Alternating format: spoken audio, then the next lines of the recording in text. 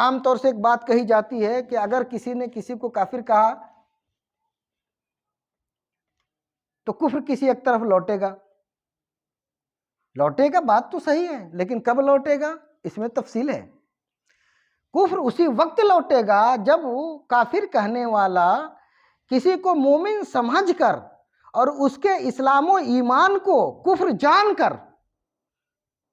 اس کے ایمان و اسلام کو کفر جان کر اس کو کافر کہے گا، تب وہ کفر لوٹ جائے گا اس کی طرف، کیونکہ اس نے اس وقت حق کو باطل سمجھا، ایمان کو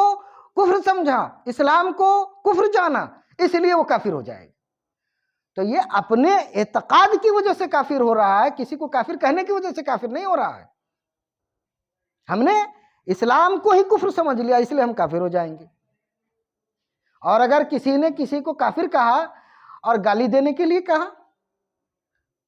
سوشل بائیکاٹ کرنے کے لیے کہا کہ بہت بڑھتے جا رہے ہیں یہ لوگ، خانقاہ عارفیہ والے یا کوئی بھی خانقاہ، کوئی بھی تحریک بڑی تیزی سے بڑھ رہی ہے، ان کو تکفیر کرو تاکہ لوگ ان سے کٹ جائیں، دور ہو جائیں، دب جائیں یہ، اور ان کا گروتھ رک جائے، ان کی ترقی رک جائے، لوگوں کا ہجوم رک جائے، لوگوں کے رابطے ختم ہو جائیں ان سے۔ اگر اس مقصد کے لیے اگر کسی نے تکفیری فتوے کا استعمال کیا سیاسی طور پہ تو یہ فسق ہے، گناہ کبیرہ ہے، یہ کفر نہیں ہوگا۔ تو کسی نے کسی کو کافر کہا تو پوچھا جائے گا کہ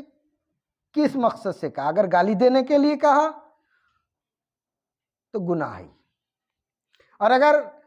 اس کو ڈیمورلائز کرنے کے لیے کہا تو بھی گناہ ہے،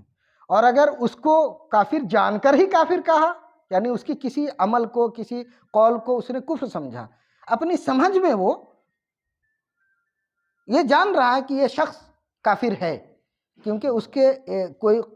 قول یا کوئی عمل ایسا آئے اس کے سامنے آیا کہ جو کفری تھا، اس نے فتویٰ لگا دیا، تو یہ اپنے علم کے حساب سے وہ درست ہے۔ اس کا فتویٰ منطبق ہوگا کہ نہیں ہوگا وہ ایک الگ بات ہے، لیکن اگر فتویٰ دے رہا ہے کفر کا تو اپنے دینے میں، فتویٰ دینے میں وہ صحیح مانا